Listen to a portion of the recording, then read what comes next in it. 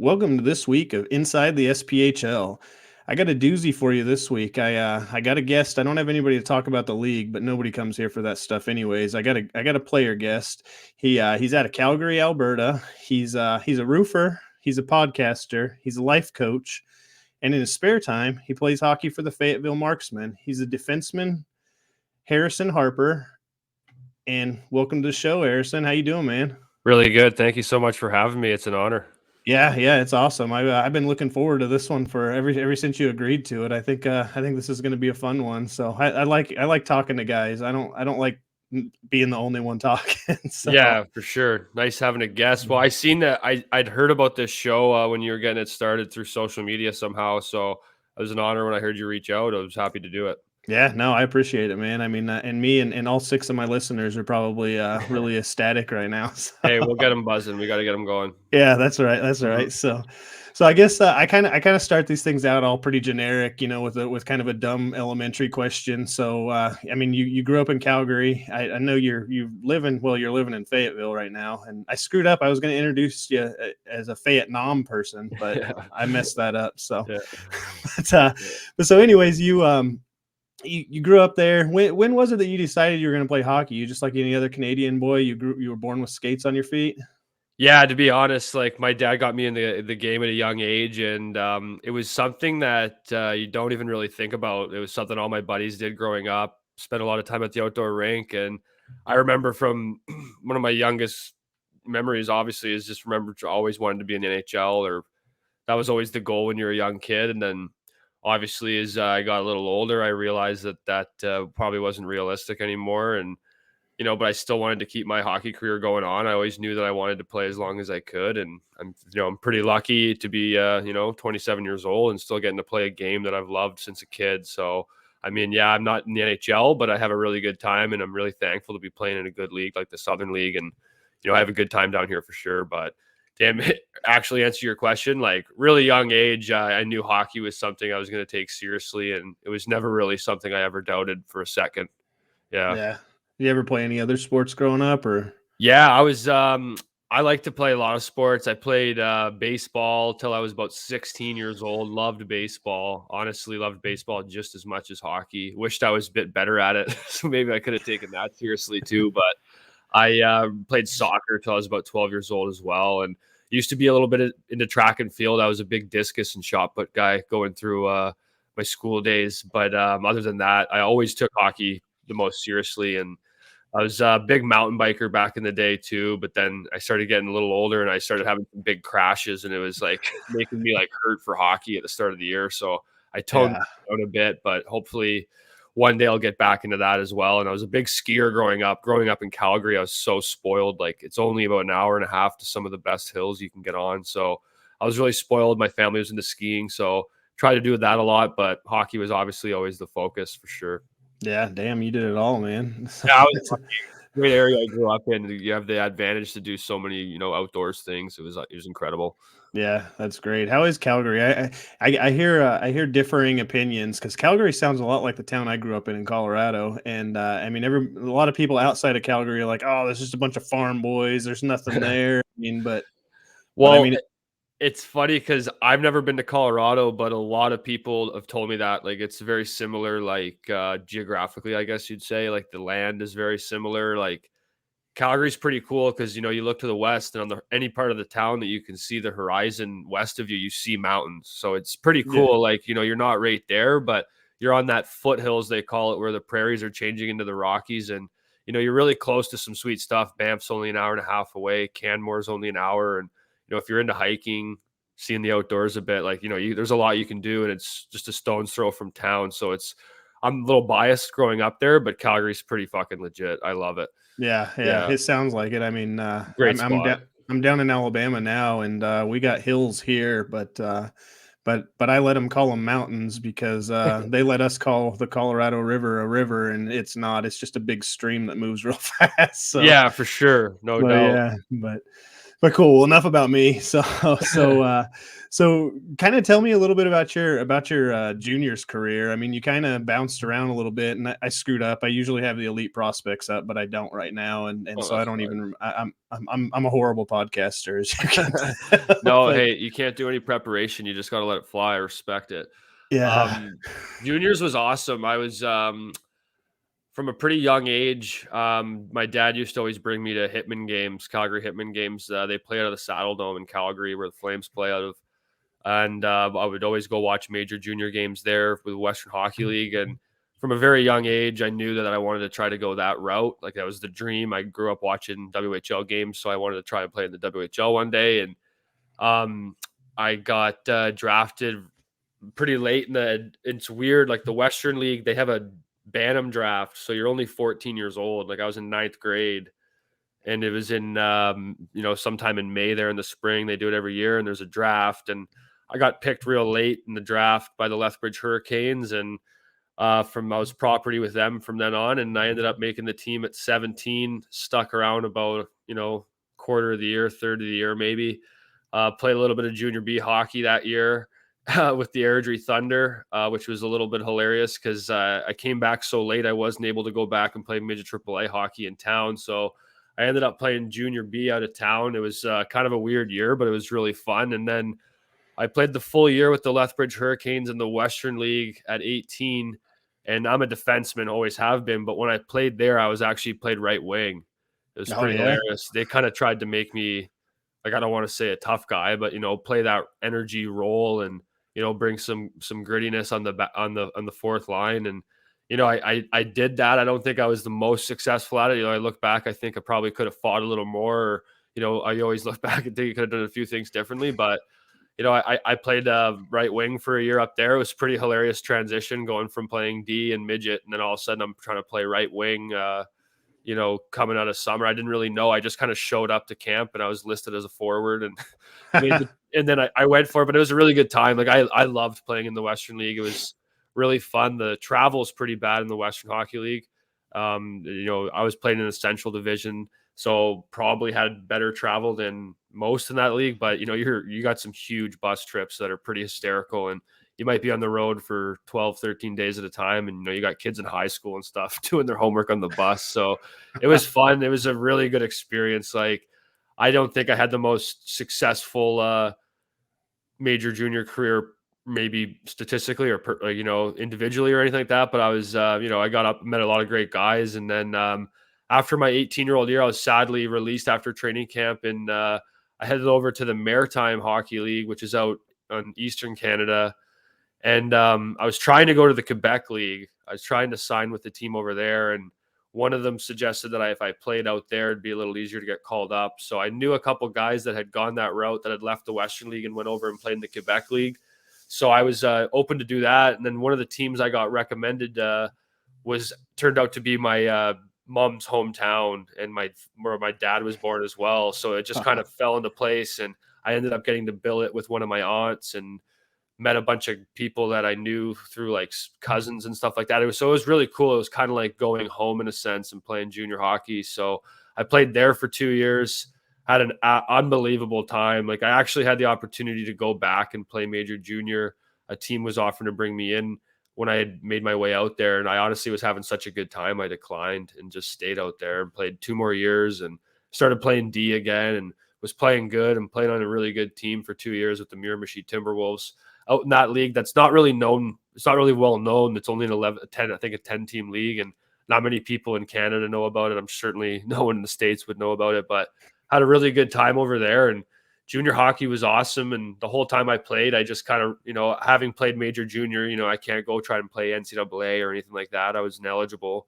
So I just kind of, my goal was to play Canadian University, play U Sports hockey, as they call it. And that was the plan. And that was my next move from there. I gotcha. You got any? What are some of your favorite stories or moments from juniors? Well, frick, lots. Like I could go on all day. Obviously, We got time. No. four really good years. Like I mean, a lot of good parties, a lot of good stories. I mean, I got one. I'll give you one good story. that I actually really enjoy telling, because I don't like to pat myself in the back, but I like to think I pranked a guy pretty good after he did something really hilarious once. And I don't know, it's not a terrible story, but I'm going to tell in the show. It's probably a little different than some stories you hear on the show anyways. But I was playing in Miramichi, and it's a great town, like a small maritime town, great people, and probably about like 17,000 people. But it's like this town that's like 4 villages on the river. And like they used to be their own villages, but now they call the area Miramichi as a whole as the city.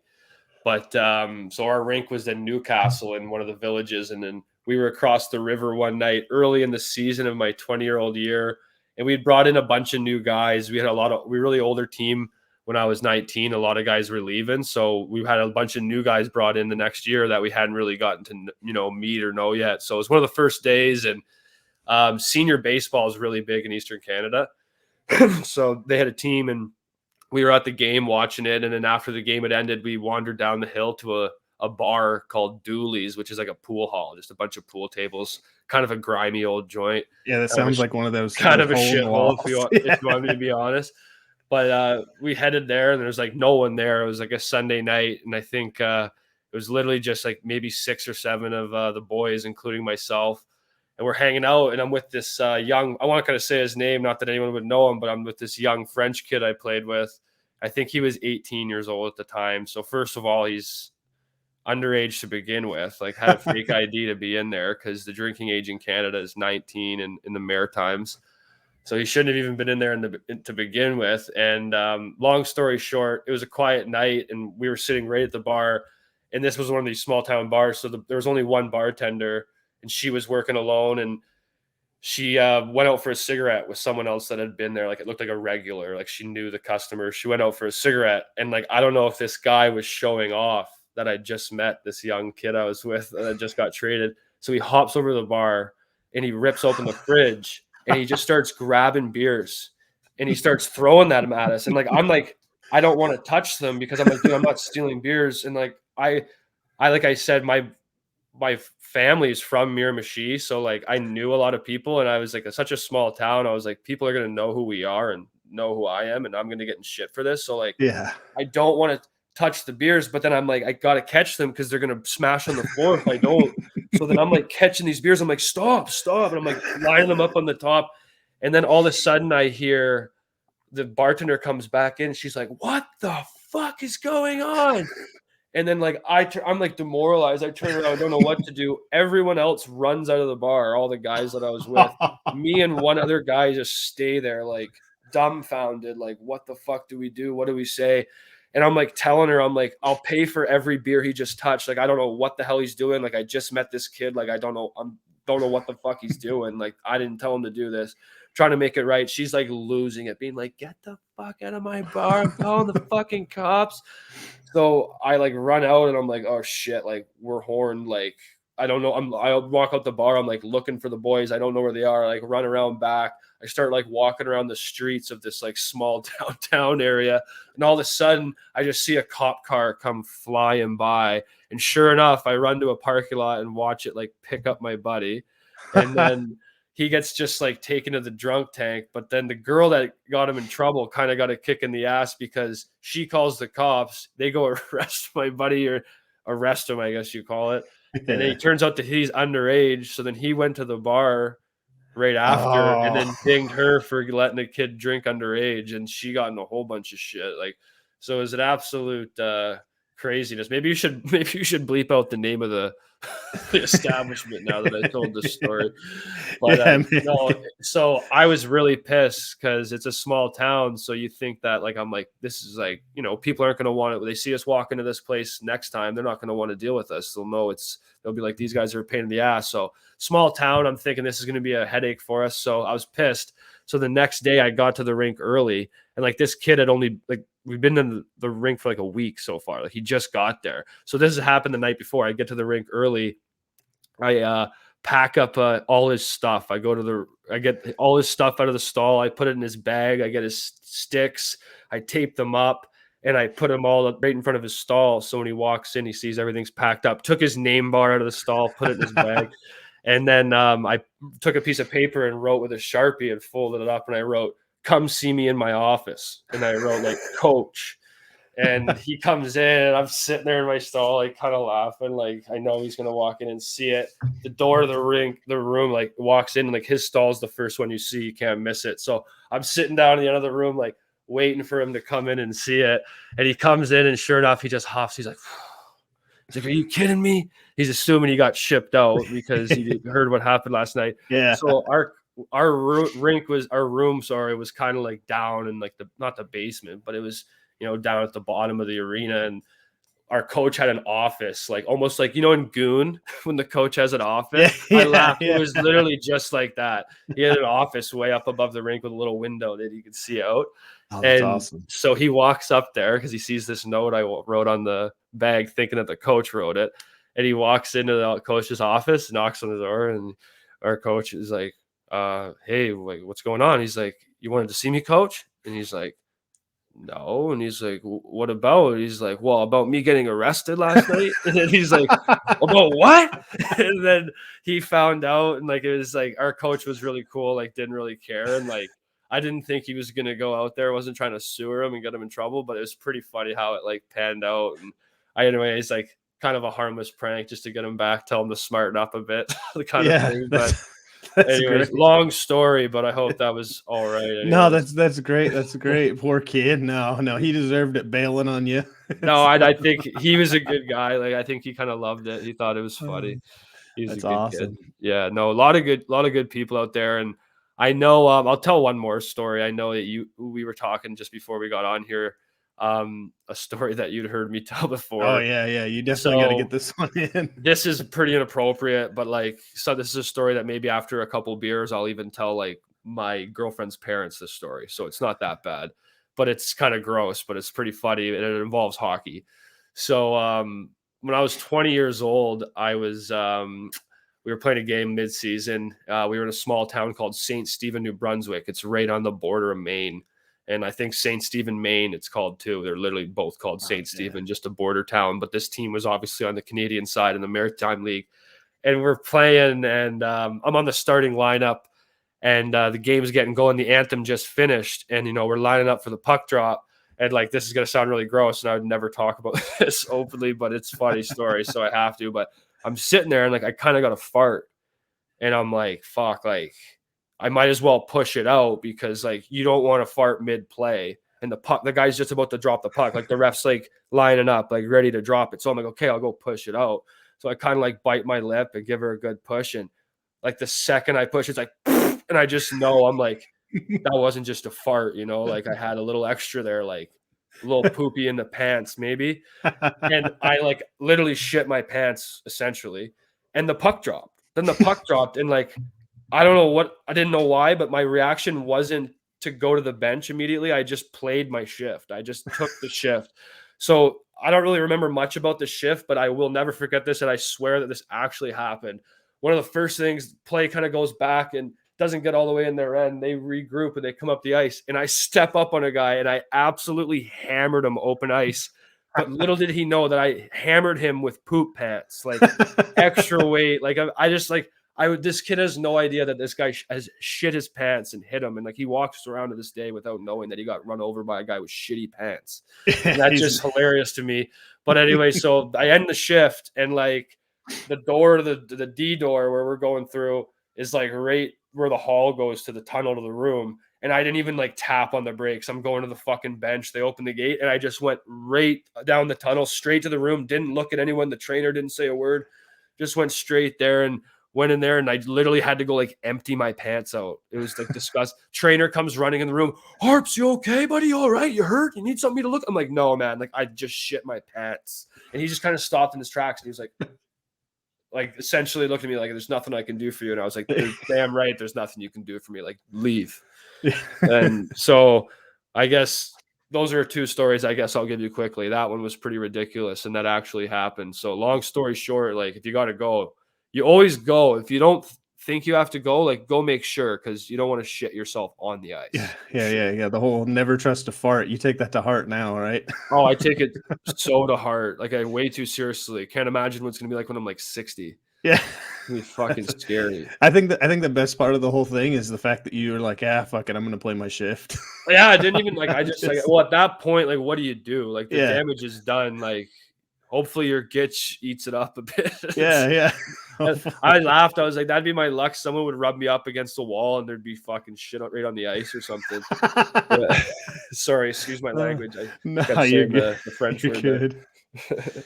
So that's great. So all right, well, we can move on from Yeah, your maybe we should move on from that. yeah. Probably a good idea. Let's talk about college. You went to business school after all this. Yeah, yeah. So let's let's- So school is good. Like I said, I did take business. I went to a school called Nipissing University. I played out of the OUA, the Ontario University Athletic Association of youth sports, and I went to one of the smaller schools up North Bay, is about 4.5 hours north of Toronto, and one of the smaller schools in the league. And I mean, we had a really good time up there. I was looking at going to school in Calgary after junior, and living at home, saving a bit of money, but I got an offer from Nipissing, and it was out in North Bay, and it was kind of, I didn't know anyone up there. I had a buddy that I knew that was going to attend the school already, and I just kind of thought, like, well, why don't I try something different? Like, I don't know anything about this part of Canada. I've never been up there. I don't know anyone, so thought it'd be a cool opportunity to try something different than staying at home. I always say I grew up in what's considered a big city in Canada for sure. Well, a big city anywhere. Calgary's a 1 point something million people, 1.2, 1.3, and I find a lot of people in big cities just don't find the need to ever leave, because you have everything there, especially a city like Calgary, like perfect example of like, why would you leave? Like, it's got everything you want with the mountains, like, it's a beautiful spot. It's a great spot to live.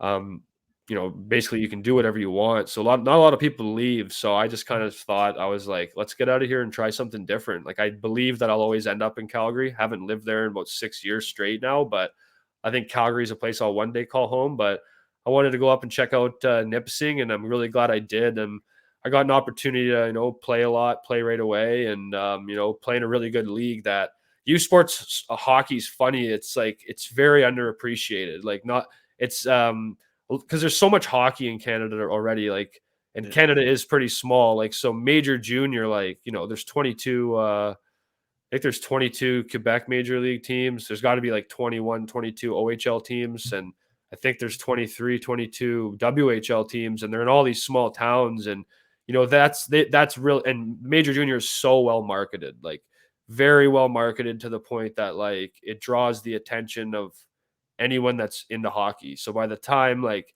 people definitely respect Canadian university hockey because it is a very good brand of hockey. But I played a lot of games in front of crowds of like 150 people, 200 people, and played against unbelievable talent, like former professionals that have come back and to get their degrees and are playing, and really good teams, really good players. And it's just kind of funny how underappreciated it is. And I mean, a lot of people want to go to the NCAA route. And I mean, I don't blame them for sure. Like, I played a couple exhibition games against Cornell and Lake Superior State, and those were a couple opportunities to go down and kind of see the atmosphere. Both times we played them, they had like crazy crowds, place was going wild, and that was pretty fun. I could see how that'd be a really good time. But the hockey was really good though, and doesn't get a lot of credit. But it's an older league too. A lot of guys, the standard age is like a 21-year-old freshman. Like, not many people are coming into youth sports hockey before 21 years old. So it's an older league, and it's really good hockey. And I had a good time. I played there for 5 years. You have 5 years of eligibility.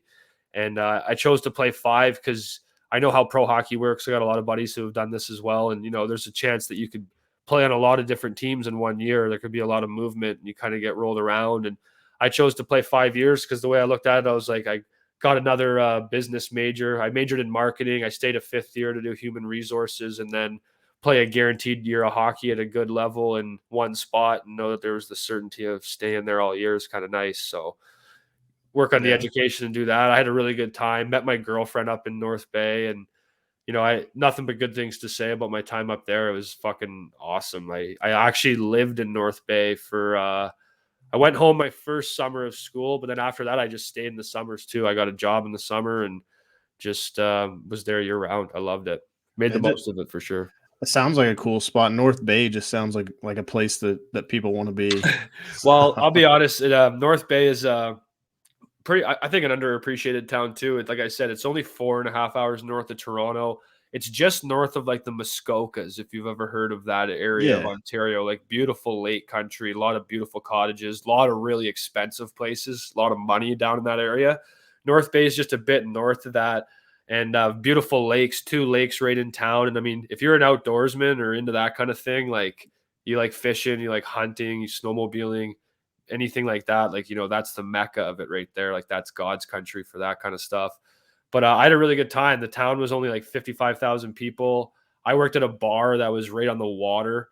It was a boat cemented into a dock, and it was actually Nice. sweet. So that's what I did in the summers. I was a bar. That was what I did for until this past 2 summers. But I did that from like 18 to about 25. I was just a bartender. I'd play there in the season and then just be a bartender in the summer. It was pretty awesome. Nice. Yeah, Nice. it was a good That time. bartenders always get to listen to all the cool stories from drunks that are just rambling on. Oh, So it so was my favorite thing. Like, that's I gotta honestly, be not that anyone would care, but like I definitely could write a book. Like I actually loved it so much. Like I did the restaurant thing, and then I did some like club bartending where, late night open till 2 a.m. where it's just drinks. And I've seen like just the interactions you have with people and the things you see is so awesome. Like I recommend that everyone, like, even if people always say like they don't think they'll be good at it. And I'm like, well, you've been to a restaurant. Half the people that work in the industry aren't good at it. yeah. So just go give it a try, like, because it's hilarious, man. Like, you'll learn a little bit about yourself. You get some people skills, and worst comes to worst, you have a good experience. And if something goes wrong, like, buddy can wait an extra 5 minutes for his beer. Like, who cares? Yeah, that's Yeah, right. I mean, it was a good time. I loved it. I recommend it to anyone. that's awesome. Yeah. It's awesome. So, after college, well, I don't know. I mean, you got any good college stories you want to share? I guess before I move on, I mean, you're rolling with story. You don't have to, but you're rolling with them right now. So I'm trying to think. Like, obviously I do, but off the top of the hat, like, it's trying to we get think of like good ones to talk about. I mean, well, maybe we'll come back to it. I'll have to jog yeah, my memory a bit because that's a loaded question again, and it's yeah. all yeah. I'm So full of them. yeah, for sure. I got open-ended questions all day long. Nothing good. That's all right. I'm a horrible journalist. Hey, there's nothing wrong with that at all. But Yeah. so so let's talk. You made the decision to go pro in and you worked your way down to the SPHL. I'm sure that wasn't your first choice. I mean, it's nothing against the league. I love the Yeah. league. I mean, but most people want to try to the A or the coast. And I mean, so what was your path to the SPHL? Well, like I finished my 5th year of school, like I said, completing my eligibility. And what a lot of guys do after school is you naturally, once you're done playing games at school, you try to get on with a team maybe late in February, March, April, whenever your season's coming to an end. And I was obviously, like, you're trying to, I have an agent like most of us do, or consultant, whatever you want to call them, that help us out with this, finding places to play and, getting in touch with people to, get on a team. And, you're obviously just trying to find out what kind of offers you're going to receive and what kind of teams want you. And, I kind of had a goal of trying to play in the East Coast League. Like, not that I didn't think you want to play at the highest level ever, but, I didn't think that the AHL was realistic for where I was at in my career. So, obviously tried to get into an East Coast team, and nothing was really materializing. And Birmingham reached out and made me feel comfortable that I was going to come down, get some good ice time, and enjoy myself. And I mean, I had never been down south to Alabama, so I was like, why not? Like, I went down and I really enjoyed it. And then unfortunately, I got 9 games in. I was signed up and ready to go for the rest of the year. I was probably going to get about 25 games in, like almost half a year realistically.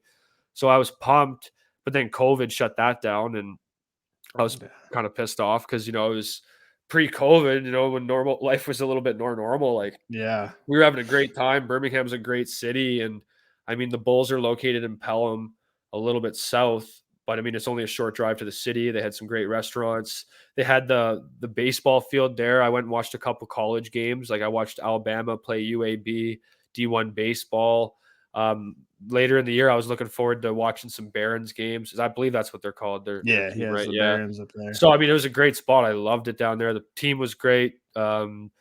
Loved the guys, loved the booster club. It was a great city, great organization, and I was happy to be part of it. And then this past year with COVID, I was down in Birmingham for half the season, but it was kind of a wild year last year. There wasn't, I wasn't playing my best. I ended up getting let go halfway through the year, but that with the 5-team league and only 13 teams in the coast above, it was just such a crazy year. Like there was a Yeah, lot of absolutely. movement, a lot of bodies moving around. And, it was just I was realistically, not to make any excuses for myself, but I was just lucky to be able to skate anywhere because I feel like a lot of guys didn't get the chance and had to take the year off. So this year coming in, I mean, there's a lot of guys that hadn't played hockey in 2 years. So, I mean, just having the opportunity to play it all last year with this COVID shortened season was kind of a blessing in itself. So I'm just happy to be down here now in Fayetteville and really enjoying myself. I didn't really know if I was even going to play hockey this year. I was really debating just hanging them up and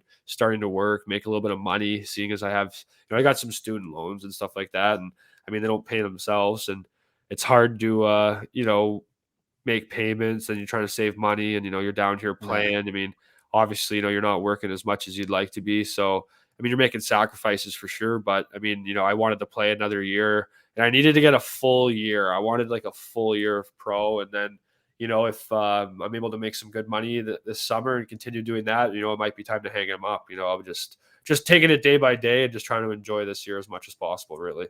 Yeah, and in worst case scenario, you can just go out and be the best player in the beer league whenever you're just working like normal. So Yeah, just like Canada's it's pretty like a lot of people play hockey obviously up in Canada. So there's a lot of senior hockey that's actually really good, like really competitive. So not that you're gonna, play hockey at the level that we're playing right now and at the seriousness that we are right now in the competitive level, but you're gonna be able to, if you want to keep playing and snapping the puck around a bit, like there's good options to just, you can do, some guys do that till they're almost 50, till their knees give out. And a lot of people do that back home. So a lot of big senior hockey. A lot of guys get out of pros and start getting into that. And cripes, some of them probably make better money doing that than playing pro to begin with. So yeah, maybe. yeah, So, there's a lot of that up in Canada. It's awesome. I couldn't imagine playing until I'm 50. I'm 36 and my knees already don't work, and I didn't even play hockey. Yeah, well, that's don't scare anyone else with that thought right now. Yeah, don't worry, you'll be good. You're in shape. Yeah, I'm yeah, not. I'm yeah. not in shape. So, That's all right. You're a podcaster. You don't have to worry about being in shape. Yeah. yeah. If they didn't want video, I could just get fat and ugly all the time too. And so, I mean, Don't not to say that's not happening already, but yeah, don't rule it out. Who cares? yeah, that's all Yeah. right. So, so tell me a little bit about your time in Birmingham. I mean, I cover the Bulls for Field Pass on top of doing this podcast, and so I got a little bit of time around there, but I don't really get it from a player's perspective. So, I mean, what were some of the spots? I've been to some dive bars in Pelham, and they were a blast. And I just want to know if maybe you've been to any of them. I'm trying to remember what the place was that I really enjoyed there. It was called the Tin Bucket or something. You know what I'm The talking Tin about? Roof. The Tin Roof. Yeah, that's the Tin Yeah. Bucket. That's a good place. Yeah, I like that spot because it was like indoors, live music every time we went, which I don't know why. It seems like there's not enough of that in Canada. So when you get a live music joint, that they always seem to have someone at least shredding the acoustic guitar at least, or maybe a full band. And I really enjoyed that because then you could also step outside, and you had the huge patio that was outdoors as well. Everyone's just ripping cigarettes, blowing them in your face. Yeah. It's just a hilarious atmosphere. I mean, I really like that place. And I don't know what street that is. You know what street that's called? What is that? It's a Don't put good me on the spot. There's spot. just that because you could just, go into one spot, have a couple of drinks, and then walk down the road to any of them. I really like Birmingham. Really good city. I don't think a lot of people understand, like, when they hear Birmingham, they don't expect it to be a city of like 1 million people. Like, how big is Birmingham? I actually don't know the answer to that. Now you're putting me on the point, man. I'm trying to find the street. It says 7th Ave is the street, but 7th Ave, yeah. yeah, but I don't know. Let me look it up. Because I just feel Birmingham like is huge. it's huge, and I feel like a lot of people, I feel like there's a lot of cliches about Alabama, as I'm sure you know, being from Yeah. there. Like a lot of people's, I used to get like defensive about it, almost having spent a bit of time there. Like when people are always like, I feel like they're getting chirped, and I'd be like, "Shut up! Like Alabama's actually unreal, so shut your mouth." Yeah, But everybody thinks we're down here fucking our cousins and doing all yeah, this it's crazy always like the stuff, and same old cliche jokes, and like it's always from people that have never been anywhere near Alabama. It's funny. I'm yeah, like, people have a lot to say about places they've never been to. It makes me laugh, but for some reason, I think people when they hear Birmingham, they expect this small town like a ghost town. But I'm like, man, yeah. it's like No, a million it's people. 212,297. That's how many people were there in 2019, and that's not In counting like, 2019. yeah, that's Yeah, not counting and I say a Helena million, but and I'm talking about all the surrounding areas oh yeah, included, yeah, right? Yeah. yeah, yeah. There's definitely a billion people up there. I agree Yeah. with you. I mean, Yeah, I think there'd be a million for sure. So, like, it's not a small spot. There's lots to do, and, like, they get good concerts, good shows rolling through there. So, that was, one thing I was a little upset about when I didn't return to Birmingham. I was just so many good shows seem to go through there. Like, when I was, I got to Birmingham and I ended up just looking up for fun who was coming through town, and like I got to see Tyler Childers and Sturgill Simpson, like two of my favorite artists. I went. What's the place called? What's the arena called? right The next to the rink. no, The the one downtown. oh, The, like the what's the BJCC. yeah, the BJ, Yeah, yeah. So I went and saw it there, and like that was awesome. And then the only so I guess I was kind of missing, like I was looking forward to hoping to go to a bunch more shows. So I mean, not returning there, I missed out on that. But I've been lucky out here, been able to catch a couple shows around the area. I love like the states seem to like be just there's so many more concerts rolling through and so many different venues. So just trying to take advantage of that being down here. yeah, for sure. Not So to so ramble on, that's pretty unrelated to what you asked me, but no, that fits. That went exactly where I was hoping it would go. You yeah. telling me more about. I mean, you answered my question. I said, "Tell me about your time in Birmingham." So, Yeah, for sure. so yeah. So you never got a chance to go to the Oak Mountain Amphitheater though? I mean, you were here during the winter, No, I which saw it though. Like it obviously looked really sweet. Like, is that a place like have you ever been there for a show? yeah, yeah. I Is it actually packed? went. They get that place packed? Oh yeah, I went with my wife to a country concert. Man, who the hell was his name? Thomas Rhett, I think that was his name. Yeah. And I'd never even really heard him before, and man, that it was just awesome. The whole place, and it's just kind of built up there on the side of the mountain there, and Yeah, it's a cool it's spot. I would yeah, have it's loved to have gone awesome. to a show. There's got to be more places like that. Like it's funny that more people don't think of like creating venues like this because I don't know if there's somewhere I want to spend my money, it's doing something like that. Yeah, yeah. There's actually another one that's like 1,000 times better than Oak Mountain Amphitheater in Colorado called Red Rocks Oh, Amphitheater. That place is yeah, I've seen freaking videos of that badass. place. Obviously, that's on the bucket list. One day I'll make a trip out there for sure and see a Yeah, show. yeah. That place is great. So, all right. Well, tell me about Fayetteville now, man. I mean, I spent a little bit of time in Fayetteville and I was in a different situation than you. I was playing soldier for a couple of months, and Oh, yeah. yeah, and so my experience in Fayetteville is a little different than yours. I was just pissed off to be there, but but I think that's a good city. I mean, it's as army cities go, in my opinion, that one's all right because there's a ton of shit to do there. Yeah, no, Fayetteville's it's been really good. I've been really enjoying it.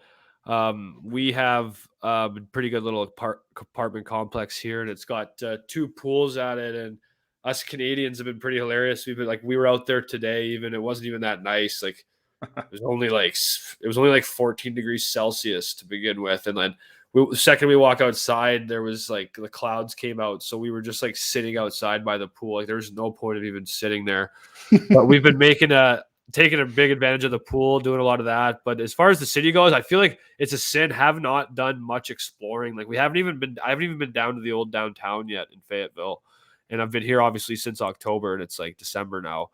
But I enjoy it. I mean, we boys have been keeping a pretty low profile. Not that we're flying around everywhere here and there, but I just feel like with COVID and everything, guys are still maybe Yeah. not making our way downtown and going to the bar as much as possible and stuff like that. But we've been having a good time, and I've been really enjoying it here. The people are really nice. Like I find what I've noticed, like I don't know, do you consider North Carolina considered the South? Like you know what I mean? It depends on who you're talking to. Yeah, I kind of fit it into the South because I I don't feel know. like someone down south would be like, "It's not the South." Like Oh yeah, someone would get yeah. mad if you said that. Like I don't know what you consider it, but I just find like people down this way, I feel like are almost all like a little more relaxed. Like their pace of life. You could tell that they're a little more like just enjoying themselves, not in such a rush. You know what I mean? And I really like that. Like people I see, I feel like you go to the gas station, it seems like people are more inept to give you like a, hey, how are you doing? Like, how's your day? Like, how you been? Good to see you, kind of thing. Like, no one's in a rush, just trying to get by each other and get on with their day. It's kind of nice. I just feel like it's kind of courteous, if that's the word you say, I guess. Yeah. Everything's Yeah. slowed down there. So Yeah, I like it. Everyone, the pace of life's good for I sure. think a lot of people should learn from that because I mean it doesn't really help to get there 30 seconds faster. No, for sure. It's almost just seems like it almost makes just people seem like they're more grateful for whatever their moment they're living in, if that makes sense. Not to Yeah, sound weird, but yeah, that's what I would say. So it's nice. I like that. I got you. I Yeah. need you to tell me tell that story if you want to about the neighbors upstairs. Oh, yeah. So that's actually a really good Fayetteville story. So Fayetteville, obviously, Fort Bragg being located just outside of the city, and it's like literally 5 minutes, 7 minutes from our apartment complex. And obviously, moving here, like that's one of the first things people tell you. Oh, that's where Fort Bragg is, big army town, yada yada yada. Like when you don't know much about it, that's one of the first things you hear. So we got here, we moved into our apartment complex, and we start. You during the day you could literally hear like when they're training, you could hear the bullets, you could hear the guns going off, the mortars, the explosions. You could hear the trumpet at 5 o'clock. Like it's awesome. Like we're that close to it. So we found out pretty quickly, like, yeah, this base is pretty good size and pretty active, obviously. So we're at our apartment complex, and then we're on the second floor. And like, I've only ever lived in this style of apartments when I've played pro. I always rented like shitty houses in university and stuff like that. So my apartment game wasn't really well versed. So I've always found it hilarious when you can like hear people walking above Yeah. you and stuff. And my one roommate, Carter Struthers, he's like, I just feel like he is like sensitive to behavior like that. If the neighbor's upstairs stomping around, like he's not going to stand for it. He's getting upset pretty easily about it. And so a couple nights we're like sitting there and we're watching TV in the living room, and all of a sudden it sounds like people are like wrestling, like they were going toe to toe, like WWE SmackDown in the living room. Like that's what it sounded like was happening right above us. Like we're like, are these people like, is there a domestic dispute upstairs? Like, are these people beating the shit out of each other? Like, should we go up there? Should we call the police? Like, that's the level of noise that was happening. And then like it'd be like an absurd hour. The first night we heard it, we were like all going to bed. It was like midnight, 11:30, and this is going on again. We hear it fire up again. We're like, these people are going at it again upstairs, running around, fucking around. So we're kind of like losing our shit. And then it happened like 2-3 nights in a row. And it was always, for some reason, like right around when we were about to go to bed, we start hearing the shit show going on upstairs, noisy feet, neighbors. And like it sounds like exactly like people just running around up there. So eventually, third or fourth night, like we're hearing it, we're kind of pissed. Like the second we hear it, like we were like, oh, I haven't heard anything tonight. Like maybe we'll be good. And then we hear it fire up, like just as we're getting into bed. I could hear my roommate across the hall, fuck, like screaming through the top of his lungs. I come out of the door. He's standing in the living room. Lights are all off. He's just standing there. His eyes are open. I walk up to him. He doesn't even acknowledge I'm there. He's just like surveying the scene, shaking his head slowly in like disbelief that this is happening again, that this noise from the neighbors is happening. And he said to me, he's like, I'm going up there. He's like, I'm addressing this, and I'm addressing this immediately. So I was like, well, I'm going with you. And like immediately as I said that, he's like, okay, let's go. Second I said that, I was like, fuck, like why did I say I'm going with you? Like, I don't want to go at all. So I'm with them, and like we're going upstairs, and then I'm like, I guess coming up with an excuse. I'm like, maybe I should just stand in the stairwell, because if they look out the eye hole and they see two big dudes just standing in front of their door at 11:30 at night, like Yeah. that might be somewhat alarming. So I was like, I'm just gonna stand back. If you need me, I'm right here. So we go up there. He goes up, sure enough, goes right above us, grabs the latch at the door, bap, bap, bap, bap, bap, bap, bap, bap, bap. Waits for 10 seconds, no one answers. Goes again, bap, bap, bap, bap, bap, bap, bap, bap, bap. Knocks again, nothing. Does it again like 2 or 3 times, nothing. He's like in disbelief that no one's coming to the door, because he's just heard them downstairs. He's convinced that they are literally running around the living room as he's knocking. So he's in disbelief that no one will answer the door. So anyways, we go downstairs, and then it's still happening. He's losing his mind at this point because he's like, they won't answer the door, but they're still fucking around. I end up falling asleep and forgetting about it. But he tells me, so then the next night he goes up and he's halfway up the stairs again. And he's about to go do it, but he holds off. And then it just comes to find out that someone tells us that it's literally just the army base.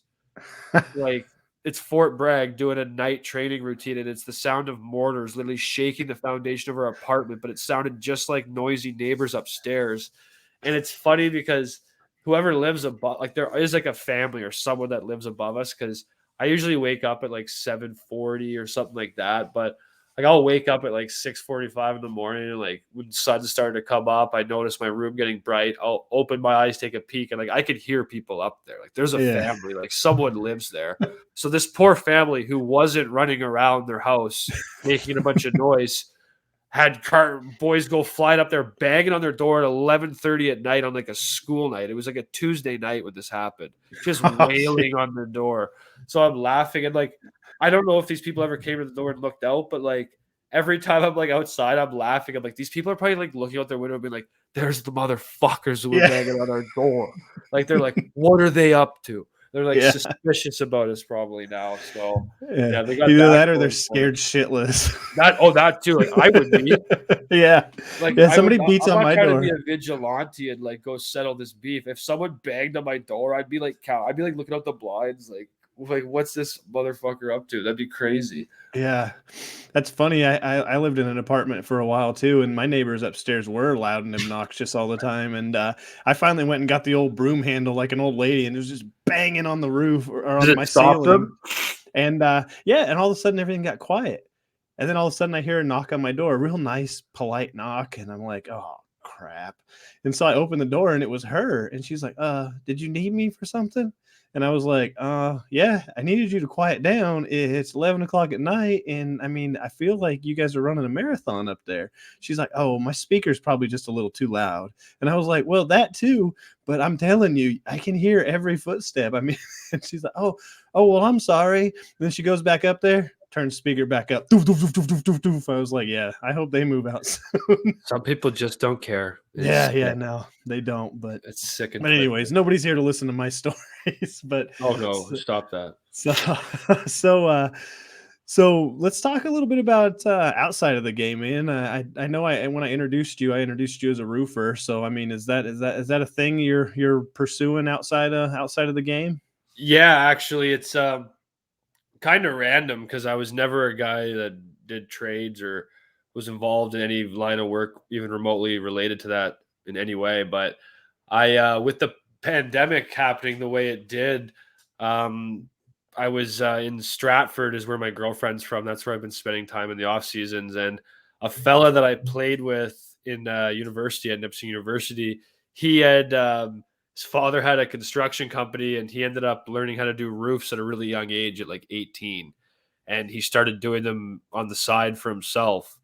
And so that's basically what he did for work. And then with the pandemic happening, Canada was basically like at a standstill. Like, there wasn't a lot of people were just sitting at home on quarantine.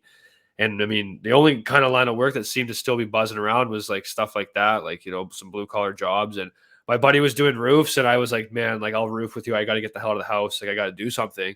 Started doing it with my buddy that I played with, and he had a lot of work, and he was paying me pretty well, and we were getting tons of work, and I just started doing it with him. And then he ended up teaching me how to shingle, and I kind of like really liked it and started talking to him, and maybe considered like trying to learn how to do it myself, and then start my own little thing and trying to get my own little jobs and go on from there. So at the moment, I like it. I like that it's satisfying. You know, it's a line of work that not a lot of people want to do. There's zero glory in it, that's for sure. I mean, like, there's no, but the way I look at it is like, every day of roofing is really, really hard and like realistically, like really shitty. So if you accept, like, you know that going in, that's like, there's no other expectation. Like, it's going to be a hard day. So I find it just kind of makes you like, well, you know, you're into one. So you're just got to go in there with a good attitude and have a good time. And it's really satisfying, like going down to the ground and like looking up and like knowing what it looked like before and seeing the job that you've done and like seeing the final product, like, is really satisfying. And just the situations you could get yourself into in like a job like roofing, they're hilarious. It's just a good job. Boys are outside. We're working for ourselves. And like, I was really lucky. My buddy was a year older than me, and we hired a couple 16-year-old hockey players this summer at one point. And it was just like a hilarious crew of us, just young guys buzzing around doing roofs. And I really liked it. And I mean, some people would laugh that, you go into like 20 plus grand student debt to try and become a roofer after, but a little unorthodox. But I mean, I enjoy it right now. And that's what I plan to do after hockey anyways. I was really close to not playing this year and just I got my first ever like solo roofing job right before I came down. I finished it like literally Nice.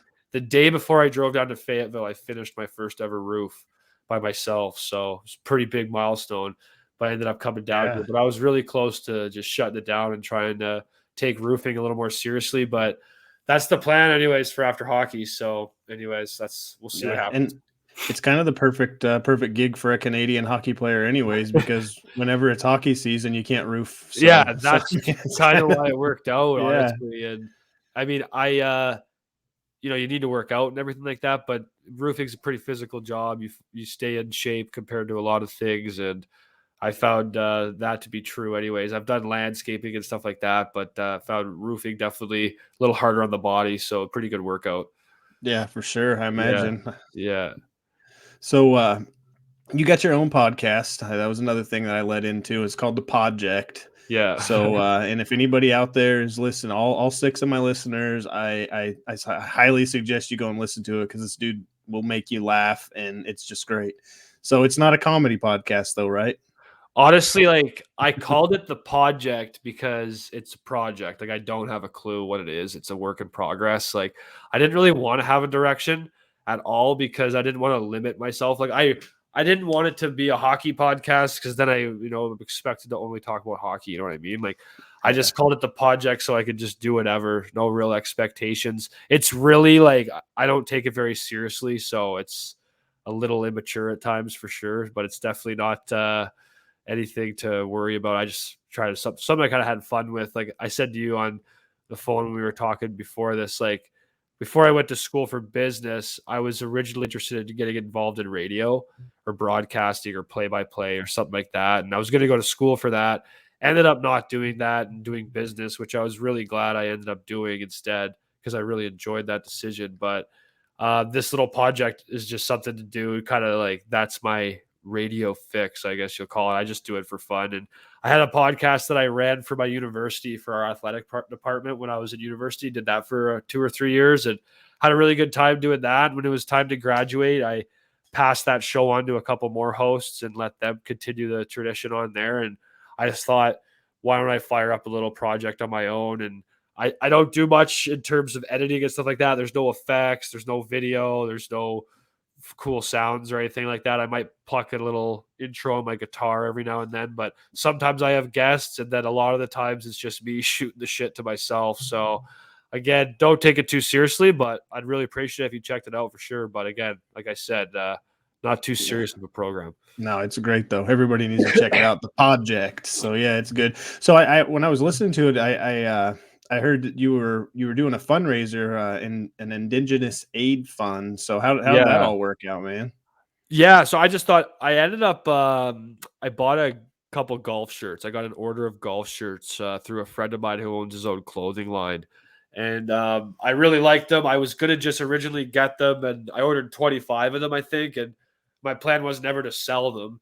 I was just going to like give them out to friends or people that I thought might wear them, and they were nice, so I assumed, they would be worn, and I just assumed that by doing that, someone might be like, hey, like, what's the project? And just like through a little bit of word of mouth, that would just help be a little marketing campaign of my own. But this summer with, up in Canada, I'm not sure a lot of these listeners you'll be hearing this are probably American, but this summer there was a lot of disturbing findings. They were finding a bunch of unmarked graves of residential school children at former residential schools where Indigenous children were taken from their families to, learn Christianity and all those terrible things back in the day that had happened at those schools. So, it was kind of a summer where a lot of dark events from the past of the country were brought to the light. And I just thought instead of just giving these shirts away, I was like, if you wanted a golf shirt, you could make a donation.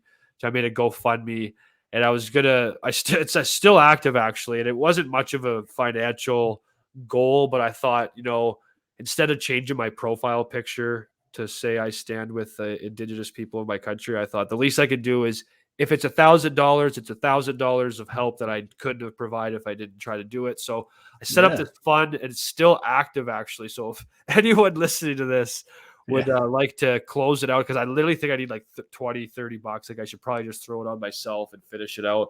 But I got a company I found called True North Aid, which does really good work with communities that are rural and really far north in Canada, like up near the Arctic.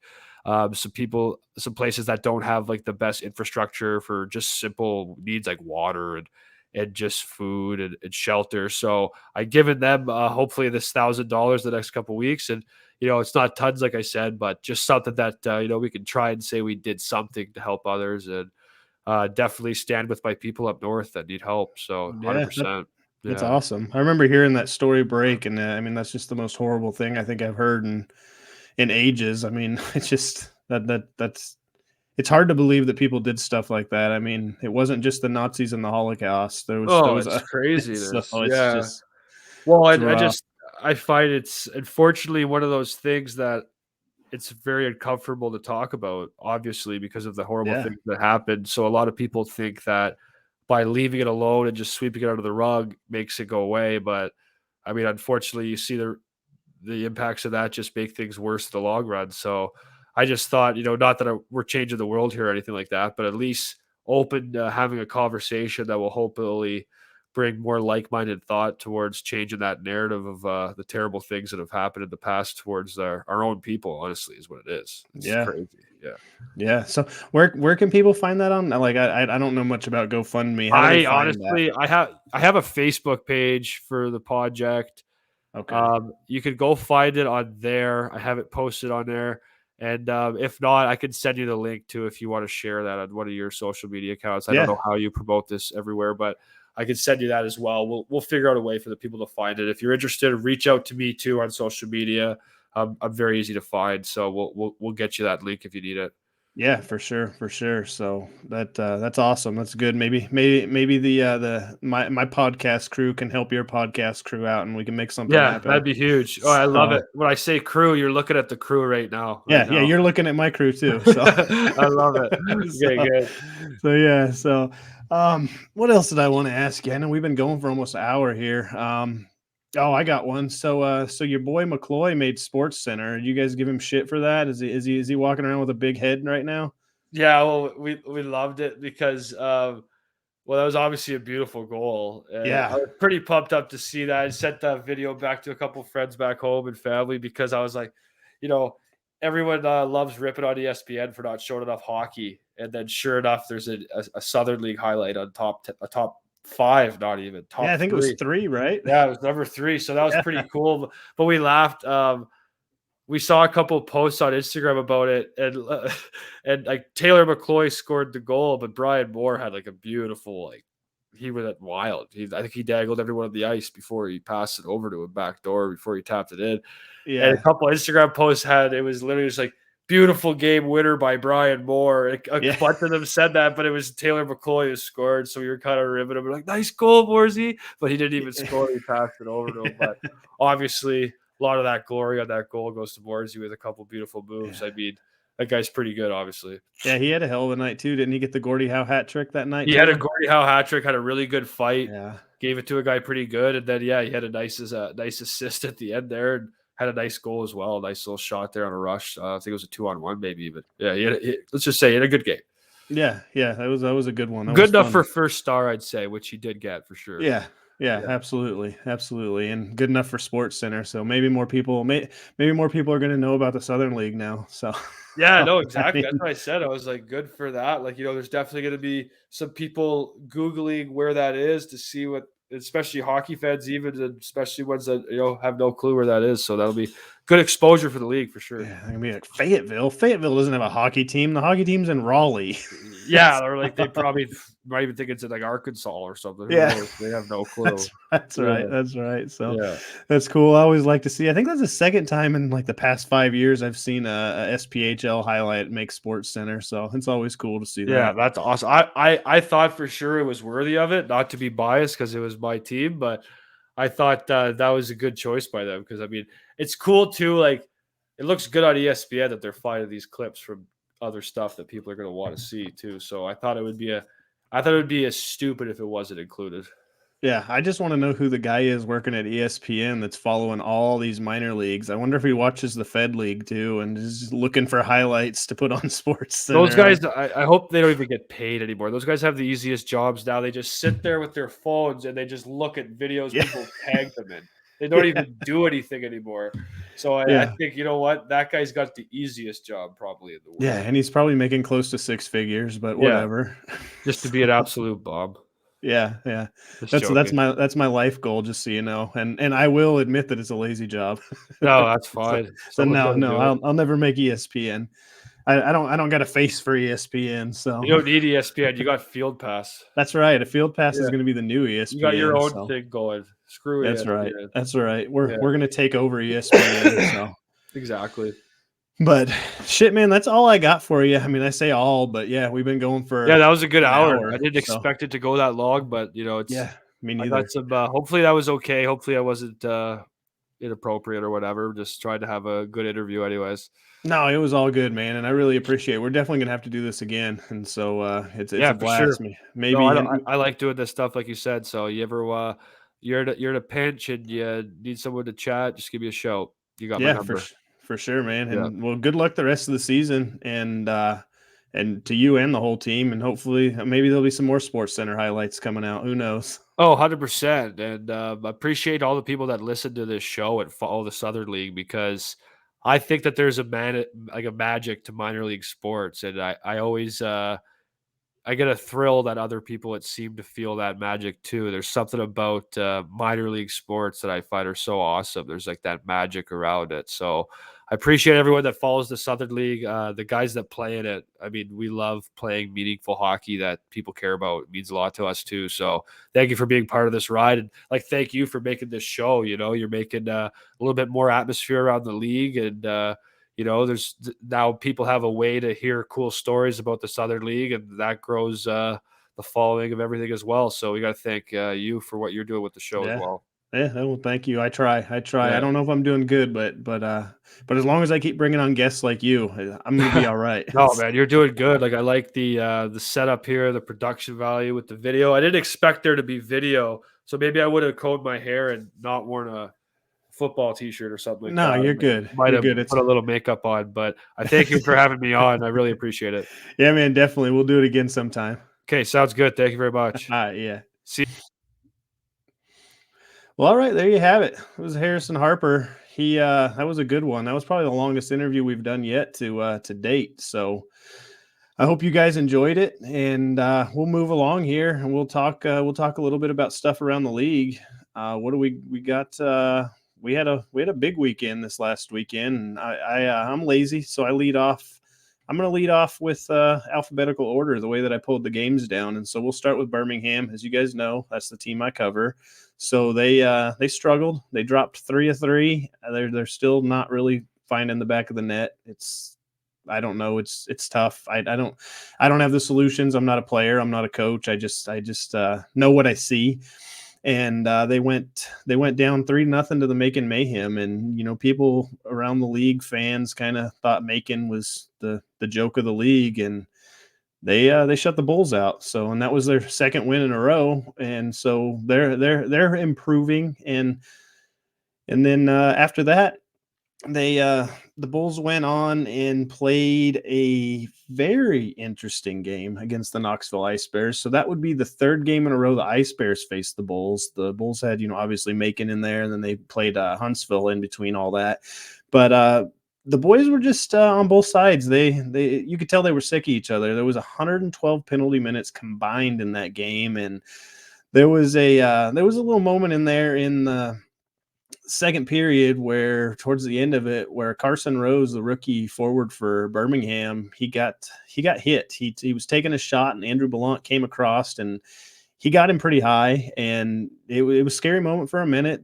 Carson Rose was kind of laying there motionless on the ice, and that's nothing anybody wants to see. And I don't believe Ballant was trying to injure him. I mean, Rose did have 2 goals on the night, and I've heard, oh, he's trying to get him out of the game because Rose was scoring, and blah, blah, blah. But I don't know. These guys are professionals. I don't like to believe that was the case. I think he was just hitting him, and he did. He went high. It wasn't a good hit. It was a bad hit, and he ended up getting suspended for 1 game, so he out of that. But the interesting thing was kind of as the trainers were coming out onto the ice to go tend to Carson Rose as he was laying there, Frank Sullivan for the Bulls, he was pissed. He left the bench and he went and running after Ballant. And I don't know.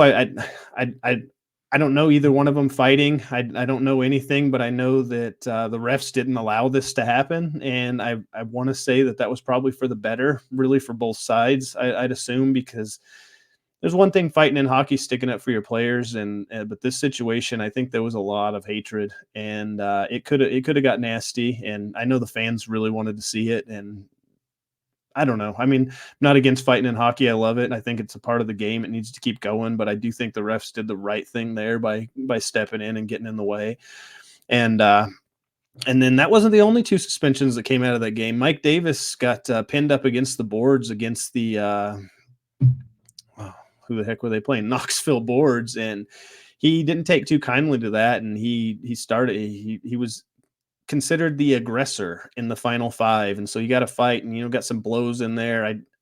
I couldn't really see it from my angle because it was literally right below me, so I don't know much about the fight other than I know Davis dropped the gloves and started pounding.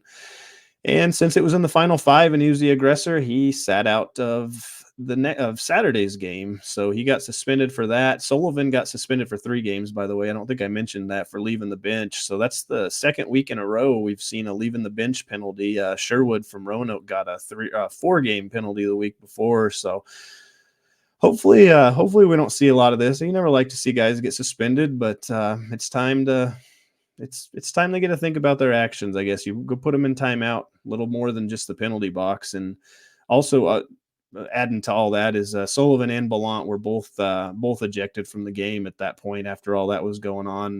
Ballant it said headbutting originally, but it was for a hit to the head, and then Sullivan obviously for leaving the bench. And I think he accumulated like 20 or 30 minutes of penalty time in that one short stint, but he'll be back at it. And then moving on, the Bulls went on the road after those 2 home games, and they went up the road to Evansville, and it just didn't pan out. Evansville, they beat them 4-1.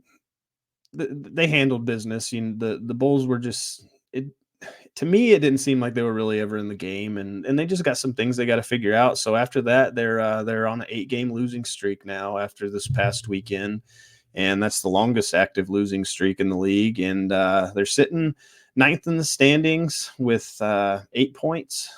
I think it's 8 points. I might be wrong. I could look, but I'm going to move on. but so yeah, the Bulls got some things to do. They got some stuff to work out. They finding the back of the net is one of their tougher things. And like I said, all season long, and it's not goaltending. That's not the issue. It's kind of a little bit of everything, but I have faith in the boys. I think they'll get it figured out, and they'll get things rolling and turn things around and start stringing some wins together. So let's move on now to Evansville, who we just talked to. They had a good weekend. They lost to Macon, obviously, the week before. They gave up that first win to the Mayhem, and they came in this weekend and they didn't feel like losing. They went 2 for 2. They beat the Havoc. They played the Havoc Friday night, and they beat them in overtime. They beat them 4-3 with Zane Jones getting that OT winner.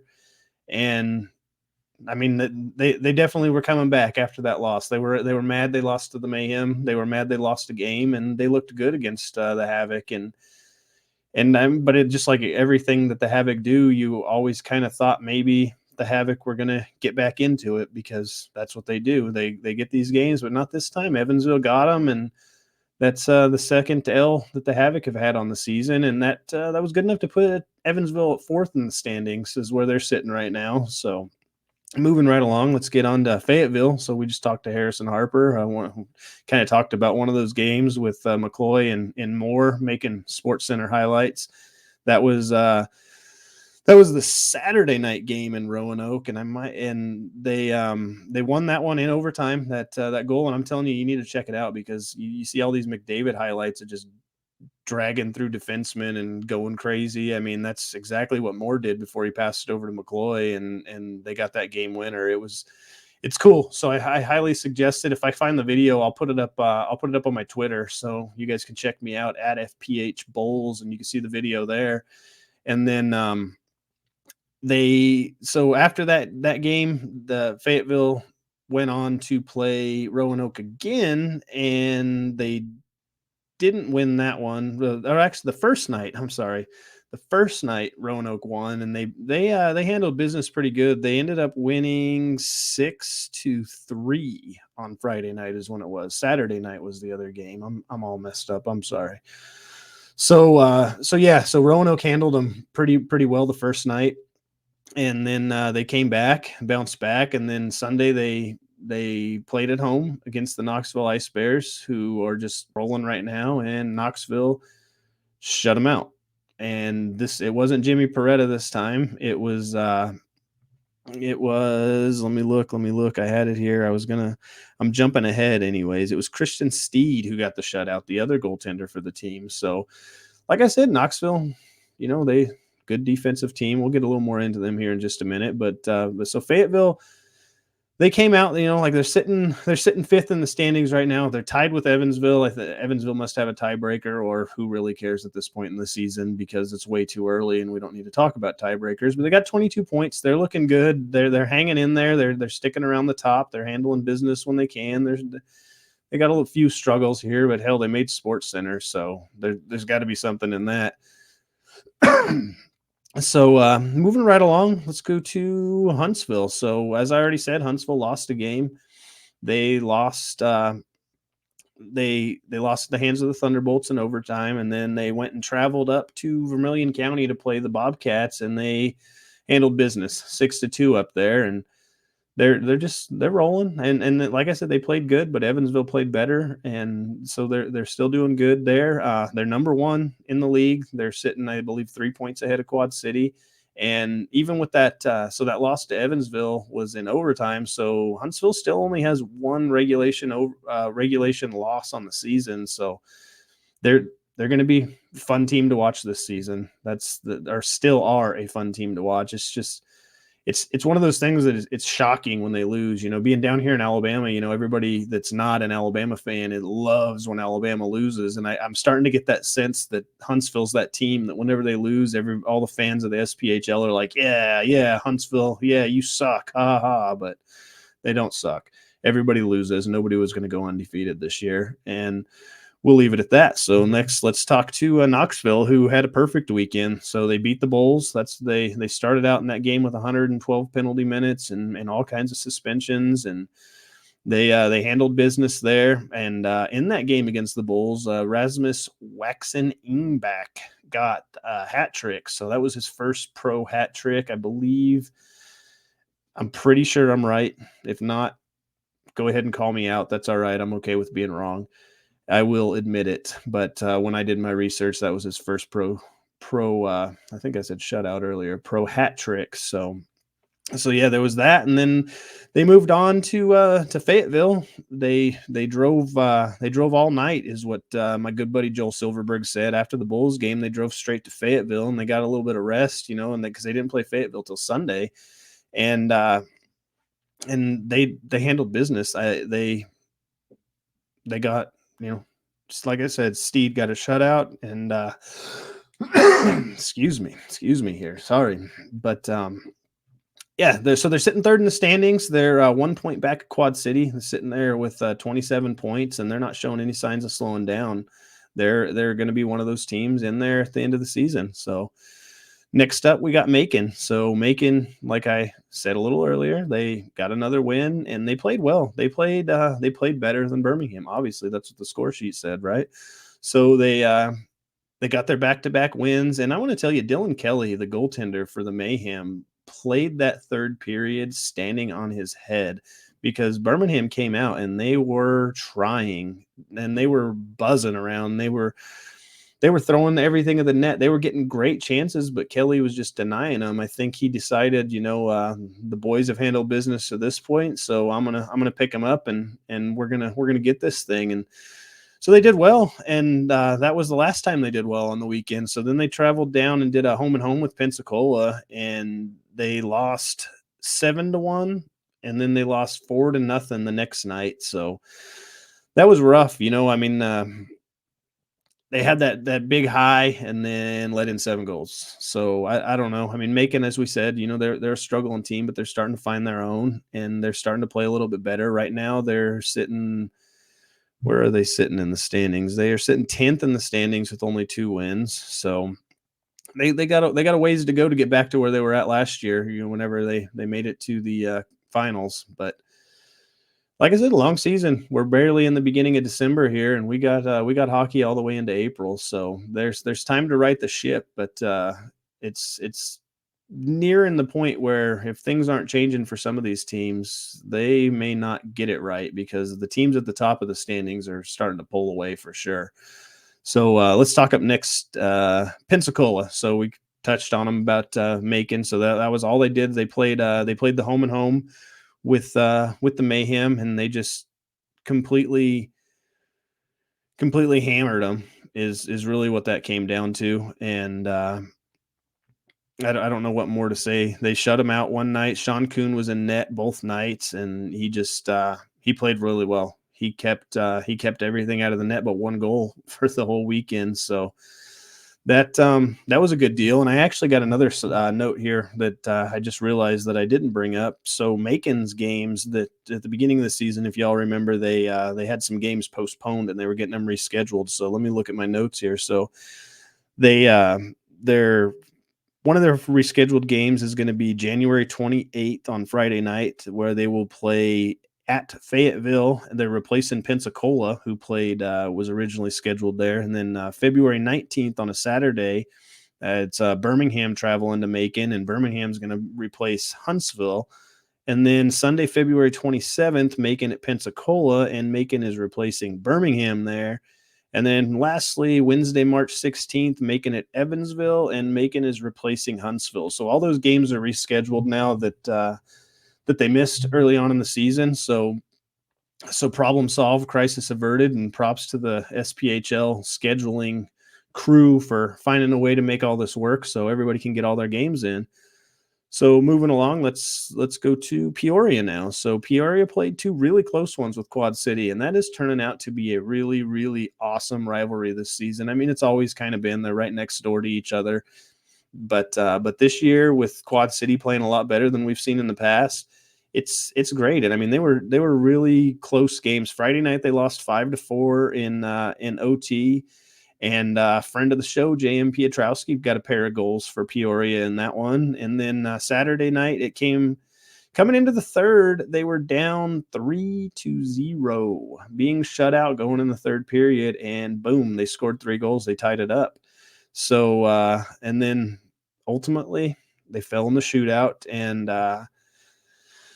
it just didn't work out for them. But that was impressive coming back from 3-0. When you're a fan watching a game, you're always sitting here thinking, how amazing would that be if they came back, down 3 goals in the third period. And Peoria almost completed the comeback, but ultimately they fell. So they're sitting down in 8th in the standings, and they are 1 point back of the Roanoke Rail Yard Dogs. So Peoria is just kind of hanging out down around the bottom right now, but they're playing good hockey. They're in these close games, but whenever you play Quad City as much as they have, and Quad City being as good as they are, you're going to have a few struggles. And not to say that, I mean, they've beaten Quad City this season, but but yeah, like I said, that's actually a rivalry that I'm looking forward to see develop even further this season, because it's fun, close games, close games. So moving on to the other half of this is Quad City. You know, they're back after they had their 10 or 11 game win streak. I should know better, but it was one of those two. They finally lost a game, and it was actually at the hands of Peoria, and so they're back on a 3-game win streak after beating Peoria twice, and they're just looking good. They're rolling. The boys in Quad City are just rolling. And Peter DeSalvo, another friend of the show, he was the one in net the night that they went to the shootout, and he did not allow a single puck cross that line in the shootout. So he played really well that night. Granted, you know, the 3 goals, he in the third period, he just shrugged them off and he said, "I got you, boys." So that's how that one went. And right now, Quad City, after this weekend, they gained 1 point on Huntsville in the standings. They're sitting second, right now, sitting 3 points back of Huntsville. And since Huntsville had the overtime loss, that was how they were able to gain, you know, a point on them. So that's it for Quad City. Roanoke, we touched on them a little bit earlier. They split the weekend series against Fayetteville, but they took home 3 points. And Roanoke is one of those teams that, if you look at them in the standings, they got a lot of overtime games. So they're sneaking out with these 1 point games here and there. I used to joke early in the season when Birmingham was losing all these games in overtime that they were going to 1 point their way to the playoffs. Well, it looks like Roanoke's going to be the team to do that, not Birmingham. So. But Roanoke's looking good. Mac Jansen out there flying around. Raudebush is playing well in net. It's a good team. They're a good team. And from where they were at the beginning of the season, whenever they were just kind of dwelling around the bottom and couldn't get a win together, I think they've really righted the ship and they got things turned around. And they're a team that's going to try to climb the standings. So they're a fun team to watch. So Jansen, like I said, he's buzzing. So he got his 10th and 11th of the season in the game that they won 6-3 over Fayetteville, and so he's just, like I said, buzzing along. And then that's about it. That's it from Roanoke. So let's move on to Vermilion County. They only played once this weekend, and unfortunately for them, it was against the Huntsville Havoc, and we know how a lot of games against the Huntsville Havoc go. So it was a 6-2 loss at home, but like I said, Vermilion County, new team. You know, they're feeling things out. They got that new coach, Nick Needard. He's the real deal. He's going to make things happen for them, and I look to see. We'll talk about this in a little bit, because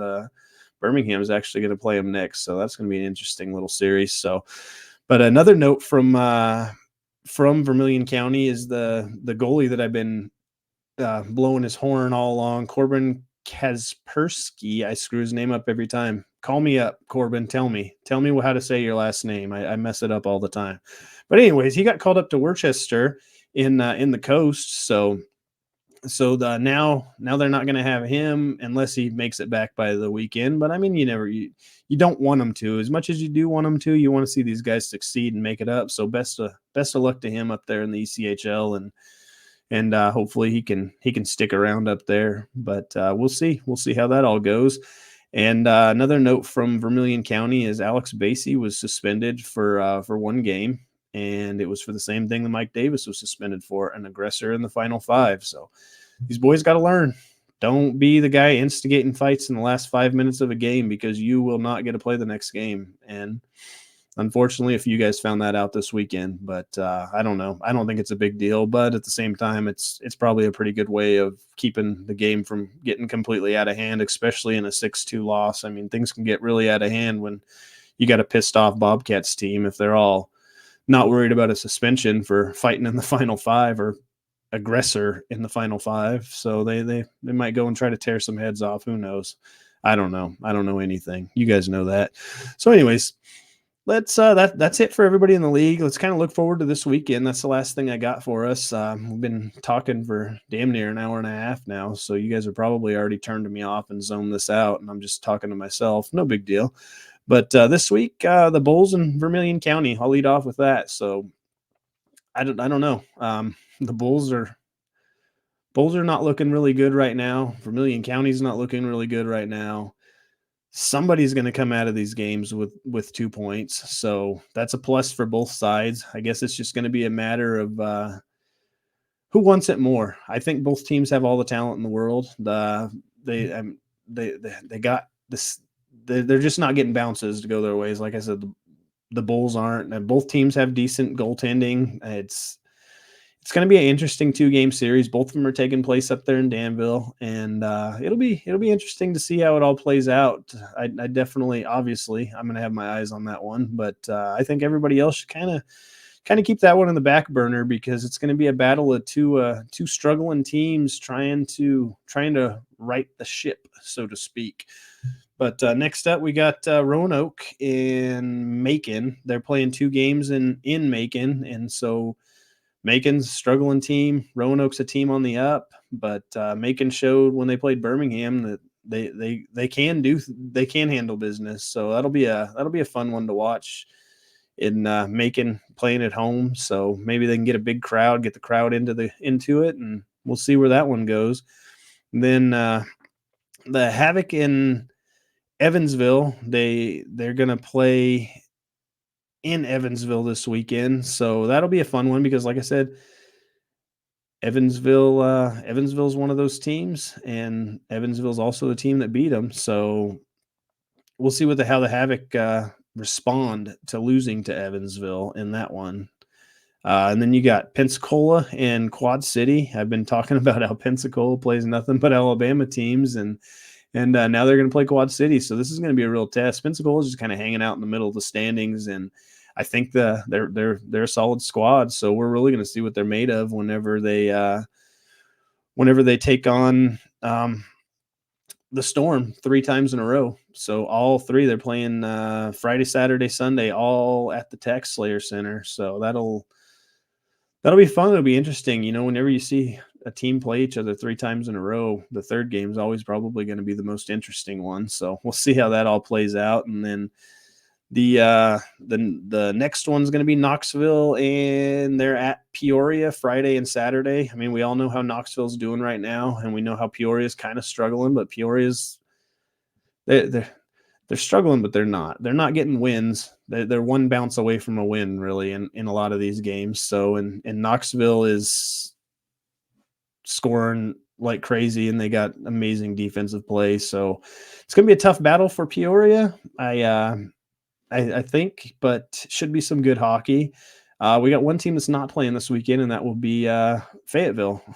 As odd as that is, that I just had a Fayetteville player on, but yeah, they don't got any games on the slate this weekend, so they get the boys get a week off, get a little rest on them legs after playing their 3-3, and that's about it. That's all I got for you guys. I appreciate you listening. Subscribe, everything. Give me likes, all this, that, and everything. And follow me on Twitter at FPH Bulls, and give me some advice. Tell me what you want to hear. Holler at me. And that's about it. Until next time.